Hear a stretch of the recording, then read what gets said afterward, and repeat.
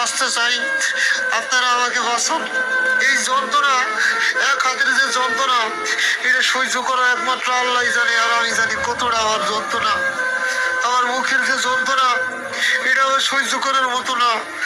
আমার এতটা কষ্ট হয়, এটা আমি বলে বুঝাইতে পারবো না কতটা জ্বালা পোড়া।